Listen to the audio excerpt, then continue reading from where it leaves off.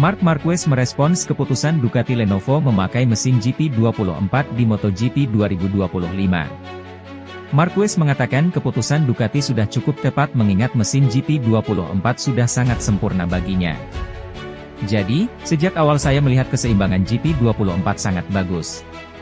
Tetapi kemudian kami terus bekerja keras pada GP25 untuk memahami apakah kami dapat mengelola titik-titik lemahnya, karena ada beberapa titik yang sangat kuat, ucap Marquez.